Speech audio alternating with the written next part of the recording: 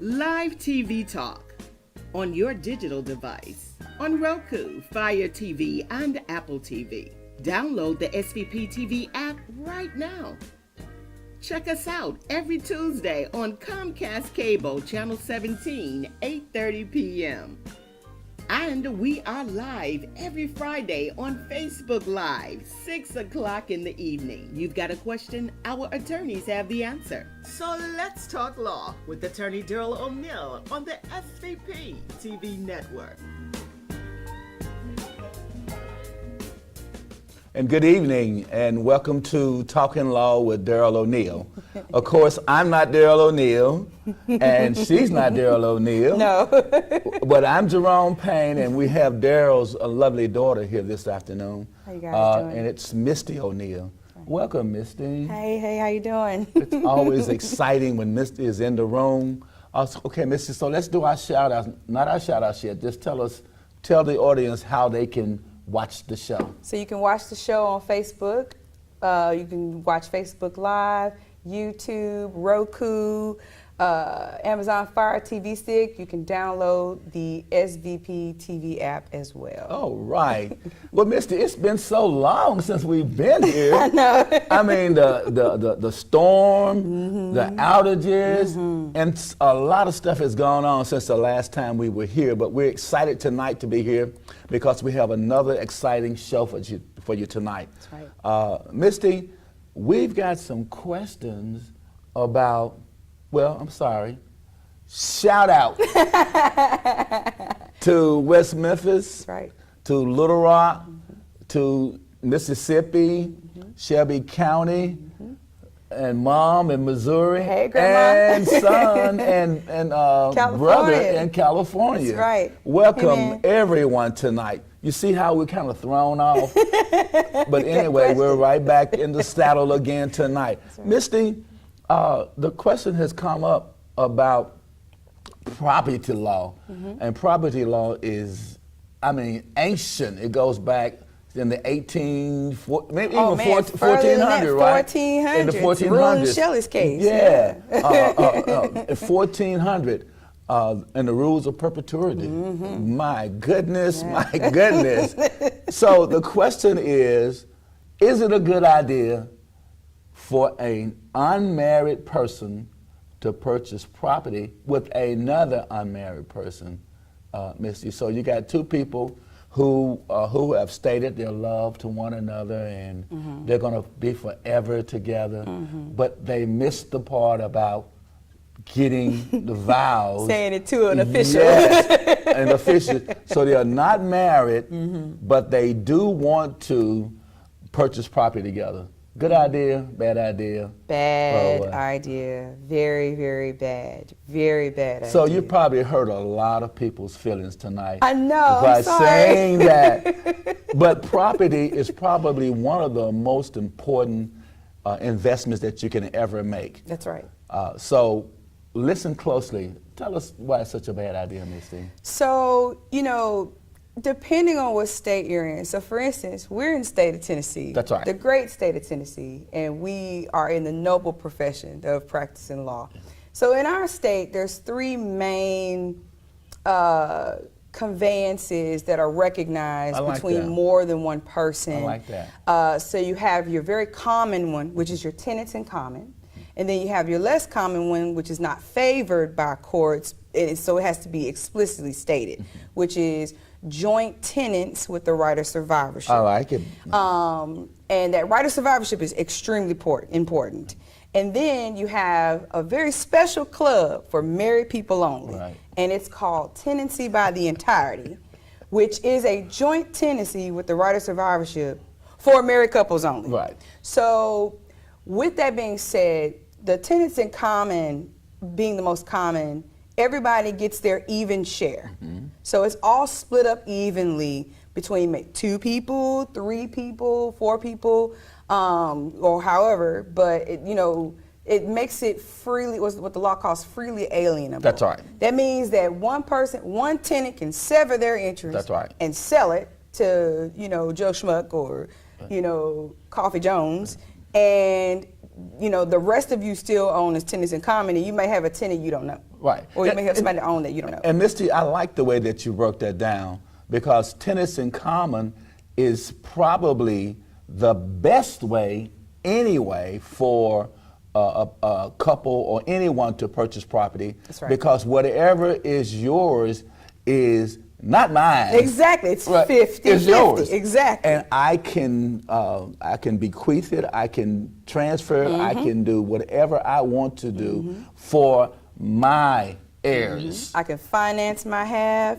You don't have to be on the financing. I don't know a bank that's going to do that now, but yeah, you can be complete, especially in our state, you can be completely severed from that. And I like that too, because what it does, and even if you fail to take care of your business and unfortunately pass away That's right. before something legal occurs, it's still going to go in the line of your heirs. That's because if you don't do a will, the state has one for you. Oh yeah, the Tennessee Code annotated has a will for you. It's called the Law of Intestate Succession. Yes. And that's how it will pass. There's a joke in property that the living have no heirs. Right. Only the dead have heirs. So, your heirs are not determined until you pass away.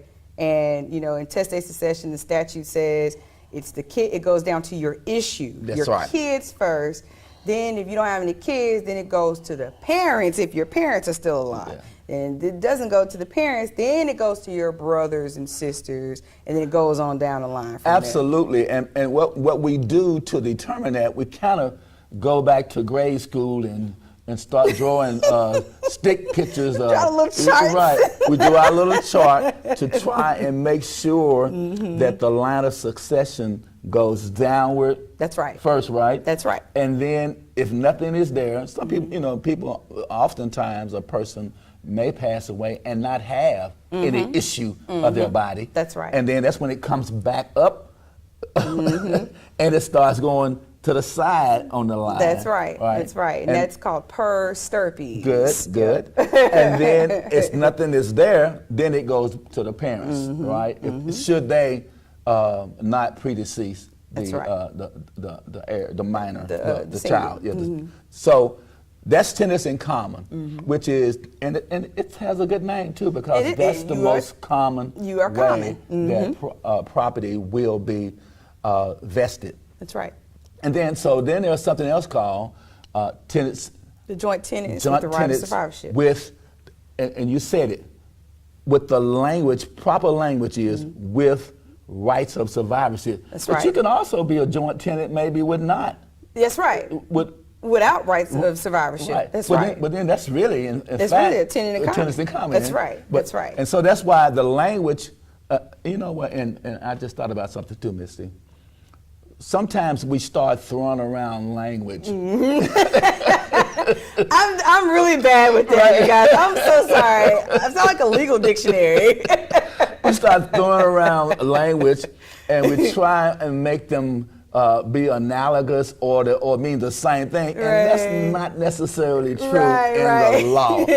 So language is very specific in the law. That's right. Should you fail to say with rights of survivorship, what you really have is a tenants in common. That's right. So you thought that you and, like you said, Joe Smart were joint tenants with rights of survivorship. What you created was something that's going to split the property in half. 50-50. That's right. Because what rights of survivorship means that the longest living person becomes the owner of the property without any work or anything in the court, right? 100% the absolute owner, what they call fee simple absolute. Right. Yep. Okay. Yep. So yeah. if you do step into the arena and ignore everything that we said. Now, to some people's credit, some people do it in anticipation of we're going to be married or we're engaged. Okay. We already own this property, so let's, and then some of it is, we have to refinance, and the bank is like, no, girl. They frown on that. Right? You're going to redo this deed. Right. You're going to do another warranty deed, but then you're going to put that you guys are joint tenants with the right of survivorship. But I'm glad we're still talking this way, too, because it's also a form of protection. That's right. To, in many ways, with joint tenants with rights of survivorship, that means that maybe your debts won't wipe out my interest. That's right. Because in the property. under a right of survivorship, and we'll get to this with the married couples, why it's so much of a great protection.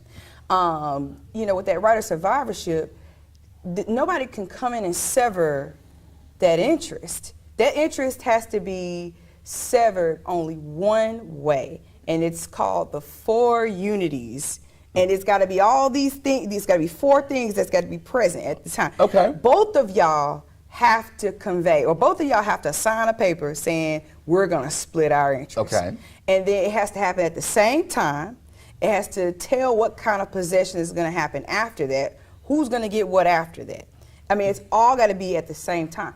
And so one person in this joint tenant with the right of survivorship can't sever their interest from the other. And so that's how it operates legally. Yes. So again, if you out here joint tenants with the right of survivorship, I hope it's somebody you trust. Yeah. Interesting.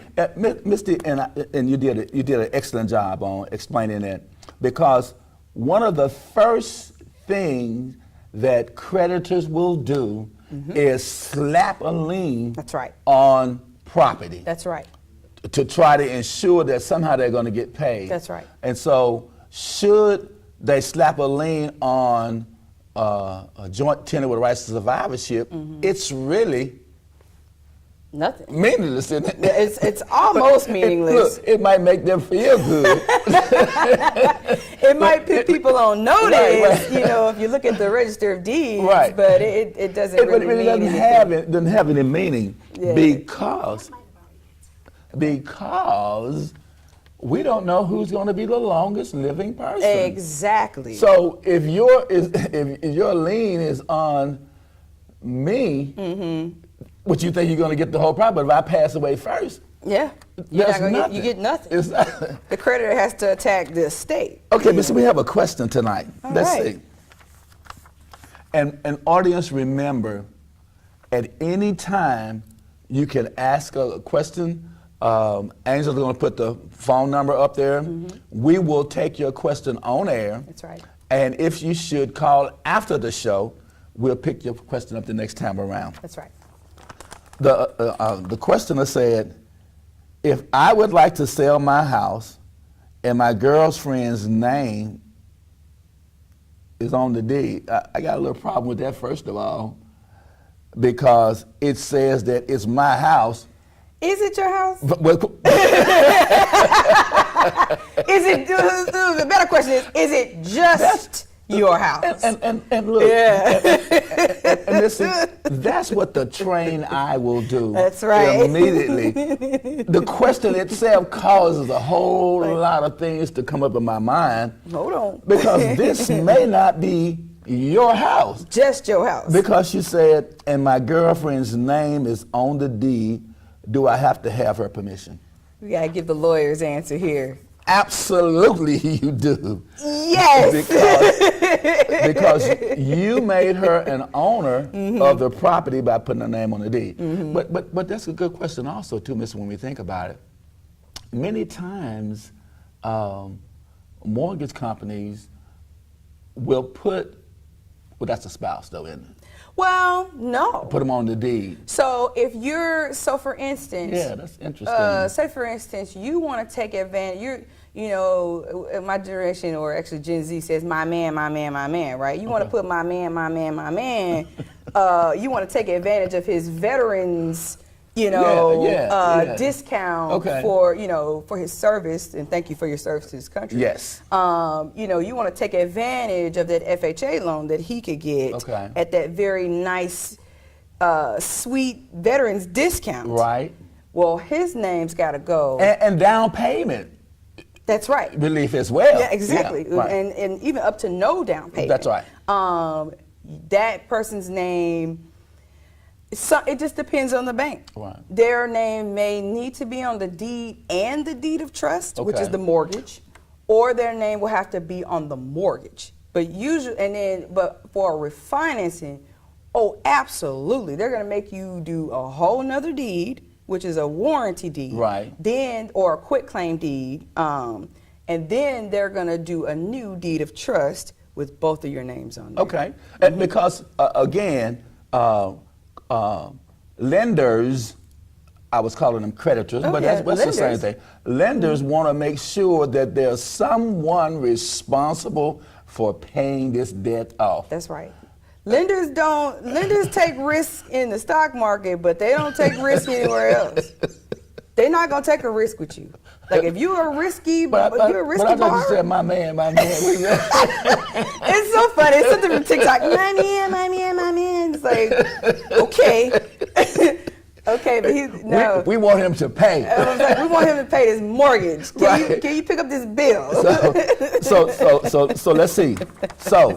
So we've already have some issues with the fact that and that he says my house. Yeah. I don't know if it's your house. I don't know that either. Yeah. I have a real problem. I think maybe after a day in trial, maybe. What do you think? After being in trial all day long, you might be able to convince a court. I don't know. That is your house. I don't know. You don't care how long you're in there. No. You don't care no. The court's going to look at that deed. What about the deposition? What about? No. The court is going to look at what the law calls the conveyancing instrument. And the four corners of that conveyancing instrument. Right. In English, the court is going to look at this deed. Yes. How is it written? Does it have the words right of survivorship or with the right of survivorship? How is this deed? How is this property conveyed to these people? That brings up another question too, Misty. What about if a parent thinks that they can just put one of the children's names on the deed, just as a convenience in case something happens to them? Well, that goes to our third area of conveyance. So it depends on if that person was married or if they were single at the time of the deed, the deed being conveyed. So that special club only that I was talking about for married people, the Tennessee by the entirety. In Tennessee, oh boy, in a lot of them Bible Belt states, it operates like, so basically, if that parent was married, and here's the kicker: the other spouse name does not even have to be on the deed. So, for instance, I was telling my mom when I first became a lawyer, I hope you and Dad don't divorce because I'm representing you and Dad gonna have some problems. So, but your name ain't on none of these deeds, but it says Daryl O'Neal, a married man. And so every property my father owns says Daryl O'Neal, a married man. And so with that being said, if that parent's deed, if the other parent is still alive or anything like that, and they haven't, that right of survivorship hasn't passed to that other parent, you can put that person's deed, you can do a deed all day. That deed don't mean nothing. You can put their first name, last name, middle name, and that AKA whatever. Is toilet paper. It don't mean nothing if that other spouse is still alive. But Misty, because in Tennessee, when property is purchased by a married person, it's presumed that is for the that use. It's by tenants by the entirety. That's right, for use of the marriage. Without the special language. That's right. Well, the special language is a married man or a married woman. And that's why you see on a lot of deeds that it says an unmarried person. That's right, a single person or a married person. So you don't have this problem. And so because it's, it may seem like this cumbersome, but in reality, it's a form of protection. That's right. For the person who somewhat has been I'm trying to think of a word to say. The reason why they are trying to protect. You said it when we were here earlier. That person is now a widow. Yeah, this person like has this suffered person. something. So the policy behind that, in our property law, is you protect the widow. That's right. Yeah. That widow is at the end of their life. That's right. Or so the law presumes. Right. They're at the end of their life. So, and the kids are still young. Get out there and figure it out. So, you got time to figure it out, Right. or so the law Right. sees. So Right. you want to protect that widow. Right. Right. So, that how it operates with married couples is, it is a right of survivorship. Once one spouse dies, that other spouse that survived this spouse will inherit that property 100%. That's great And they can too. do whatever they want to do with it. Because it's somewhat presumed that they build this wealth. That's right. Together. Yes. Exactly. Yes. Exactly. And it's interesting because it works that way. Again, I tell people, you can do whatever you want to do. But I mean, being married, it offers so much protection, especially, like I said, in Tennessee. In Tennessee, you can't disinherit your spouse. Right. I don't care if you put it in bold letters in your will. I don't care what you do. You are not going to be able to disinherit that spouse. That spouse can override that will and elect for their what's called elective share of your estate. Misty, you're talking some really good talk here, because there are many people who have been separated for years. And never got divorced. And never got divorced. And so if that party passes away, all of a sudden, the new owner is the estranged shows wife, up. the estranged husband. The one he said, I haven't spoken to her in 15 years. That's right. All of a sudden, they come and give you a writ of possession. That's right. They give you that. You gotta get out. And so, in other words, take care of your business. That's right. If it's determined that the marriage does not work, will not work, the best thing to do is to go on and go and get divorced. Yeah. Because you owe that to Protect yourself first to and your foremost, spouse. and your spouse. Yeah. Exactly. Or your whoever it is, your current, what? Girlfriend, Yeah, boyfriend, significant other. Yeah. your children. Yes. To be able to protect, if you got kids together, but you guys are not going to be together, this protects them. But Missy, it's just the opposite, though, isn't? You correct me, because again, this is my 30th year, and I haven't been to law school in a long time. In some areas of the law, I just not have kept up with as much. You don't really use them. Right, but it's just the opposite, though, with a life insurance policy, though, isn't it? Absolute opposite.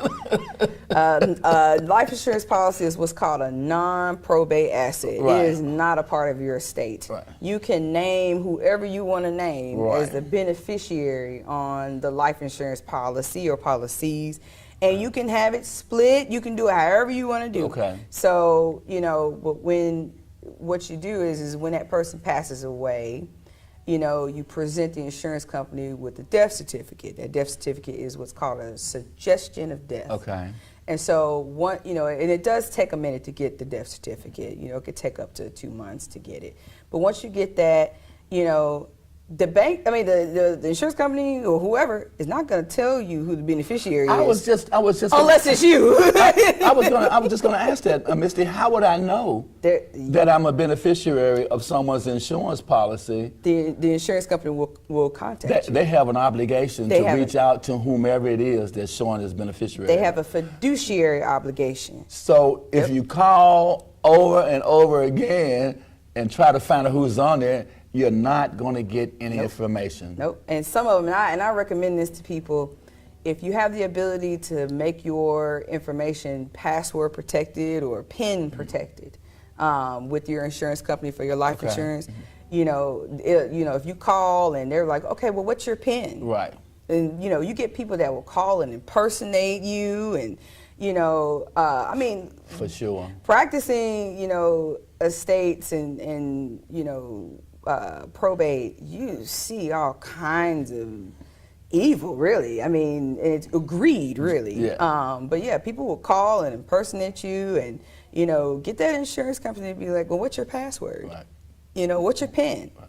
And that person ain't gonna be able to go no further because they don't know the password of the PIN. And that's why, again, I tell people when they initially suffer the loss of a loved one, the worst thing you can do is start making decisions immediately. That's right. Without information. That's right. Because once you call and say that the person has passed away, the lockdown goes about. Instant lockdown. All communication is immediately shut off. That's right. And so sometimes that's not necessarily the best thing in the world. That's right. So what you do then after that is you have the family meeting. Just assume that everyone is going to have some interest That's right. in what's going on. That's right. And then I always tell them too, is to start watching the mail. That's right. The mail will start giving you clues as to what's possibly out there. And you will have family members start stealing the mail. Yeah. Like, I mean, you just have some of, I mean, I knew someone who their parent was not dead an hour and they went and cleared out the my bank account. God. Like, cleared it, every penny of it. Uh-oh. Oh, you got a call. We got a call. You can take it. You're on Talking Law. Talk to us. Turn the speaker. Say that again, caller. I said it's Daryl O'Neal. I want to talk to her. I want to mess with the host. Oh, okay. Well, okay, go ahead, Daryl O'Neal. Talk to us. What do I got to do to file a lawsuit? That's what I want to know. Do you have a meritorious claim? No, look, we did a disclaimer. All right. We said that Daryl was not here. Right. Hey, what do y'all think of this DOJ investigation? On a serious note, though. Oh. Which one? The current DOJ investigation involving the city of Memphis and the Memphis Police Department. Oh. Well, I think it's interesting.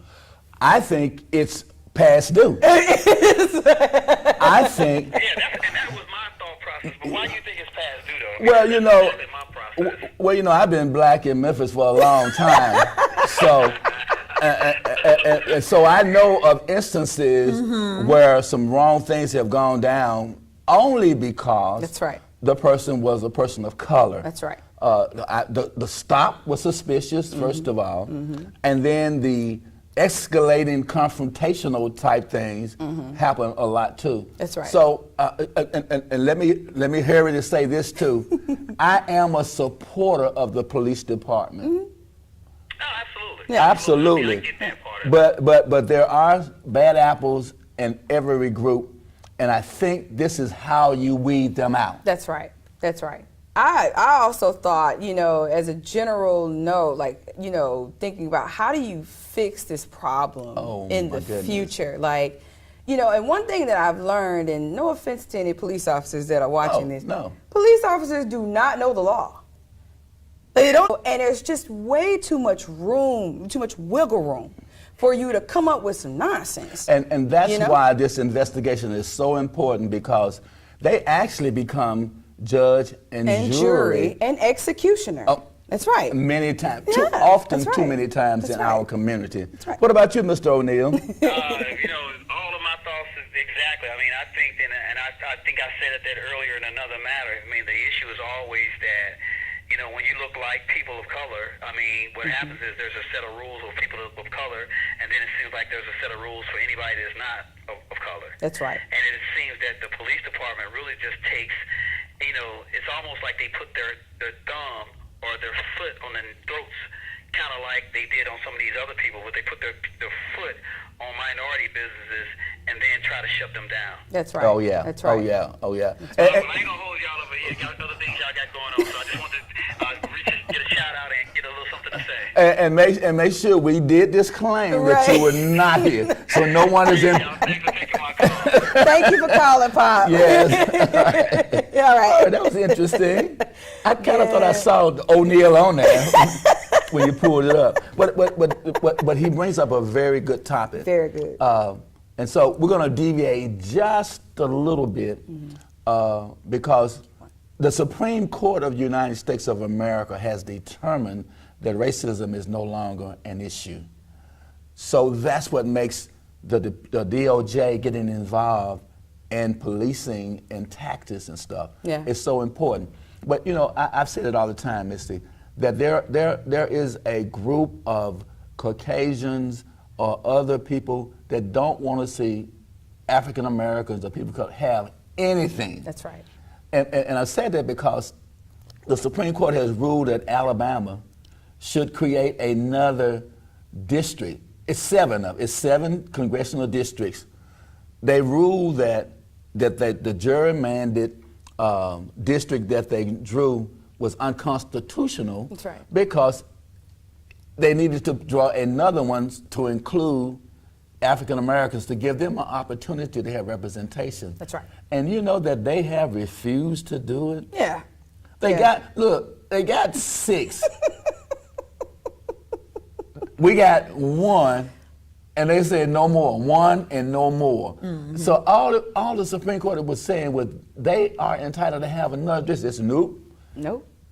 I've never seen a defiance like that before. You got to bring Have you? it. Well, yes. Yeah. I mean, From a Supreme Court ruling? yes. The Brown versus Board of Education. All of the Oh my education. God, you're they so had to right. put in the guard. 14, it was because it was decided in what, 1954 or 55? 55, something like that. Mhm. But it took 14 years before it was actually, and the court said with deliberate speed. Mm-hmm. So we know deliberate speed does not mean putting your foot on the gas. They should have put a day of numbers within 30 days, within 60 days.